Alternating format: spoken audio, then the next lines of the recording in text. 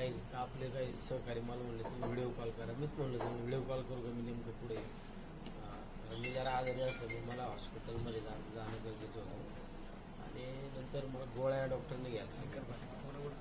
गोळ्या घेण्यासाठी आम्ही त्या काहीतरी नाश्ता केला पाहिजे. मी इकडे तिकडे हॉटेलवर बसलो, गेस्ट हाऊस जवळ आलो आणि ते नाश्ता त्या ठिकाणी थांबलो असताना आम्हाला नंतर अमोल कोल्हे पण त्या ठिकाणी भेटले.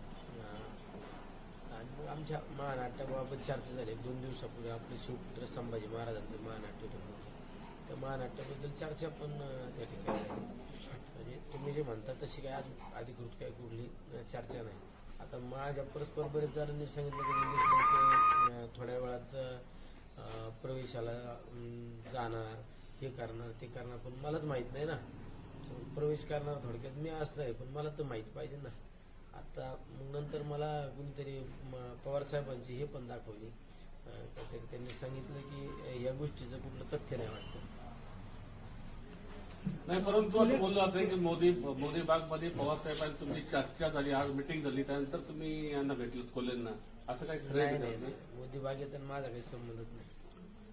कोल्हेंची पण भेट झाली, नेमकी काय चर्चा? कोल्हेंची आता महानाट्य आपण एवढं मोठं महानाट्य ठेवलं आणि ते योगायोगाने ते तिथे मुक्कामी होती वाटतं, तिथे भेट झाली आमची गेस्ट हाऊसला. नाही, पण एकंदरीत लोकसभेच्या पार्श्वभूमीवरती ज्या प्रकारे चर्चा चालू आहे आणि अमोल कोल्हेंनी देखील तुम्हाला एक लवकरात लवकर निर्णय घ्यावा असं आवाहन केलं होतं, तर त्या निर्णय म्हणजे लवकरात लवकर घेतला जाईल. प्रत्येकाला कसं असतं, संघटना वाढवण्यासाठी प्रत्येक जण त्या त्या संघटनेला पदाधिकारी प्रयत्न करीत असतो. त्यांनी सुद्धा हे महानाट्य ठिकाणी आपण ठेवल्यानंतर त्यांनी पाहिलं आपलं नियोजन, लोकांचा सहभाग, हे सगळं पाहिल्यानंतर त्यांना सुद्धा वाटलं की आपल्याला असं सहकारी जर भेटलं तर आपल्याला निश्चित त्याचा फायदा होईल, म्हणून त्यांनी त्या ठिकाणी आव्हान केलं. परंतु भविष्यामध्ये काय निलेश लंके हे राष्ट्रवादी सोबत जाणार आहात का शरद पवारच्या, असं काय ठरलंय का तुमचं? नाही, अजून काहीच ठरलेलं नाही. मला मी बऱ्याच वेळा सांगितलं, राजकारण क्षणाला बदलत असतं, मिनिटाला बदलत असतं. राजकारणाच्या पुढल्या गोष्टींची आता चर्चा करण्यात तथ्य नसतं, अर्थ नसतो.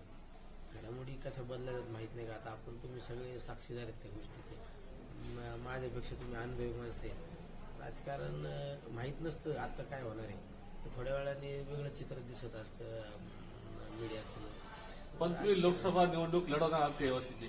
नाही, लोकसभा निवडणूक लढवण्याबाबत मी सुद्धा लोकसभा निवडणुकीच्या त्या लोकसभा मतदारसंघामध्ये संपर्क वाढवलेला आहे.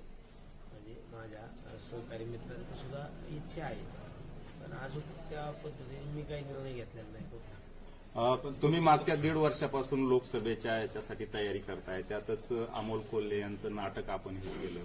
आपण एक प्रतिस्पर्धी उमेदवार म्हणून सुद्धा भाजपच्या याच्यात सगळी चर्चा आहे. तुम्ही काल अजितदादांच्या मिटिंगला सुद्धा उपस्थित नव्हतात. या सगळ्या याच्यावर काय नेमका अर्थ काढायचा आणि कशा स्वरूपाचं हे असणार आहे? मी एक असा कार्यकर्ता आहे की मला एक लोकसंपर्क वाढवण्याचा मला छंद आहे आणि मित्रपरिवार जपण्याचा छंद आहे. आणि त्या निमित्ताने माझ्या जिल्ह्यात बऱ्याच कार्यक्रमाने यांना त्याला भेट होत असते. याचा अर्थ असं काही होऊ शकत नाही ना का मला निवडणूक लढवायची. मी आता काही जिल्ह्याच्या बाहेर सुद्धा काही कार्यक्रमाला जात असतो, याचा अर्थ मला काही तिकडे निवडणूक लढवायची. तो एक माणसाला एक छंद असतो माणसं जपण्याचा.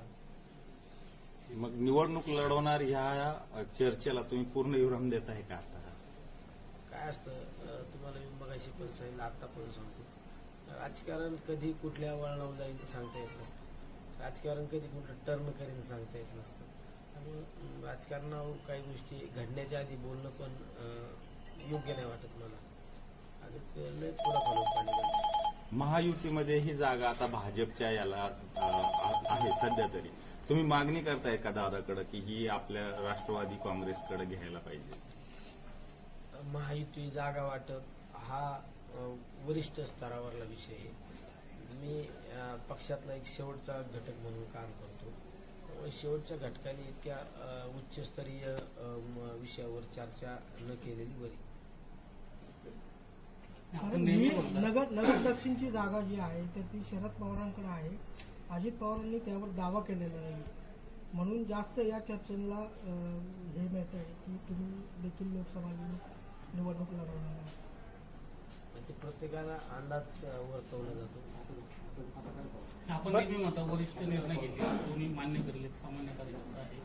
कोणत्या वरिष्ठांनी आपल्याला संपर्क केला का आतापर्यंत? शरद पवार असतील किंवा अजितदादा असतील, आतापर्यंत कोणी संपर्क केला का? प्रत्येक पक्षाचा वरिष्ठ नेता हा आपापल्या कार्यकर्त्याच्या नेहमी संपर्कात राहत असतो. त्याच्या व्यक्तिगत कामाच्या निमित्ताने म्हणा, काही व्यक्तिगत, आता माझा काल वाढदिवस होता, वाढदिवसाच्या निमित्ताने मला सुद्धा दादांचा काल सकाळी फोन आला ना.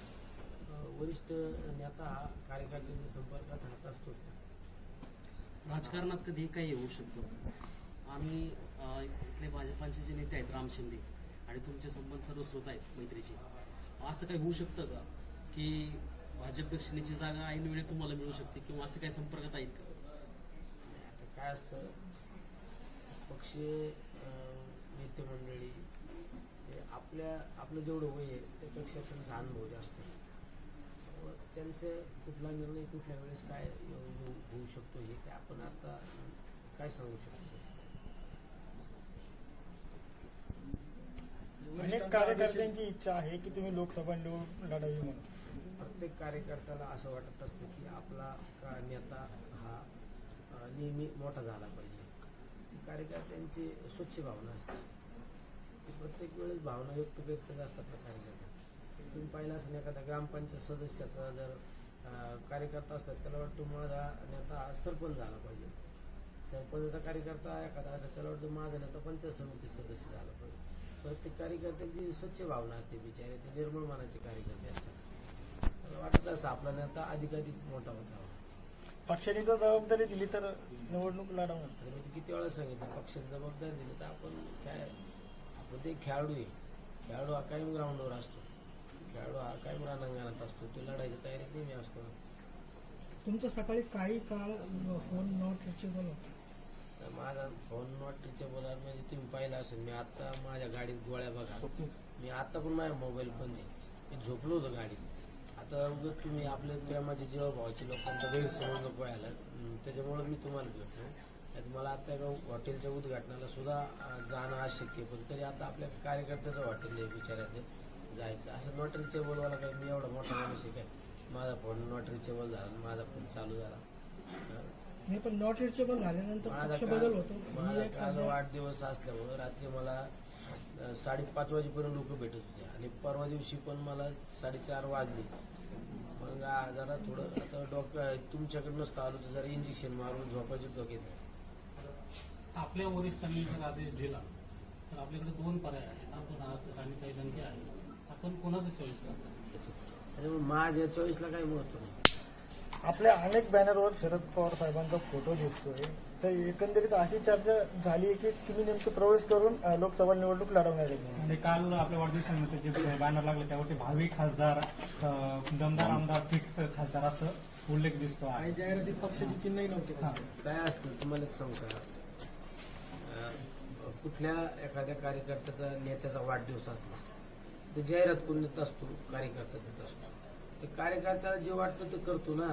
त्याला काय, आता मी जर माझ्या प्रोटोकॉल प्रमाणे जर जाहिरात टाकली असती तर मला सिस्टीम प्रमाणे आमच्या नेतृत्वाचे फोटो बिटो आम्हाला आमचा प्रोटोकॉल असतो ना. मला जसा प्रोटोकॉल आहे कार्यकर्त्यांना काय प्रोटोकॉल, प्रत्येकाला वाटतं चला टाकायचे त्यांना त्याच्या मागले काय एवढं त्यांचे विचार करण्याची विचार नाही करीत का ह्या जाहिरातीमुळे काय परिणाम होऊ शकतो, काय दुष्परिणाम होऊ शकतो. तर त्यांना वाटलं समज मी माझ्या नेत्याचा वाढदिवस होता बॅनर लावला तर मला नाही वाटलं कोणाचं टाकायचं ते मी नाही टाकू शकत ना. तसं त्यांना वाटतं ना.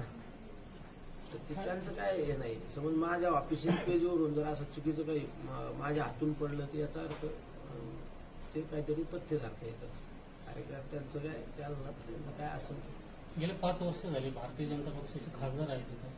आपण कसं पाहता त्यांच्या एकंदरीत विकास कामांकडे? लोकांमध्ये सकारात्मक आहे, नाराजी आहे, कसं पाहता?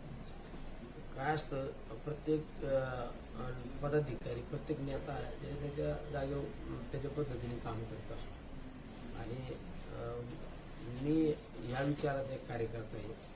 कोण काय करतं आणि कोणाचं काम काय यापेक्षा आपलं काम महत्वाचं आहे. आपल्या कामाला आपण महत्व द्यायची. तर म्हणजे आपली त्याची रेष पुसण्यापेक्षा आपली रेष वाढवण्याचा प्रयत्न करायचा. दुसऱ्यांकडे बोर्ड दाखवणे, एक बोर्ड दुसऱ्याकडे दाखवायचे, 4 बोर्ड आपल्याकडे होतात ना. मग प्रत्येकाला त्याच्या पद्धतीने काम करतो माणूस, त्याला काय आपण नाव ठेवायचं, आपण आपलं काम करीत राहायचं. शरद पवारांचा मेळावा आहे काही दिवसात, तर त्या मेळाव्यामध्ये पण असं बोललं जातं की त्या मेळाव्यामध्ये प्रवेश होणार आहे. कधी मेळावा, आता मला तर माहित नाही मेळावा कधी. तुमचं म्हणणं थोड्या वेळाने विचार तुम्ही कोणाला तरी एखाद्या आधी मेळावा कधी होणार. शिवपुत्र संभाजी महाराजांचं महानाट्य सुरू झाल्यापासून प्रत्येक जण मत होतं आज होणार आहे, उद्या होणार आहे, काल वाढदिवसाच्या दिवशी म्हणले काहीतरी होणार आहे. अरे म्हणलं मलाच माहित नाही ते काय चाललंय व नेमकं ते. मग ते सगळे अंतर्यामी लोक समजायला साहेब तसं काही नाही एवढं. अजून काही विचारायचं विचारू शकता काय तुम्ही केवळ तात्काळ. आमची व्हिडिओ बातमी आवडल्यास लाईक, शेअर आणि समांतर चॅनलला सबस्क्राईब करायला विसरू नका.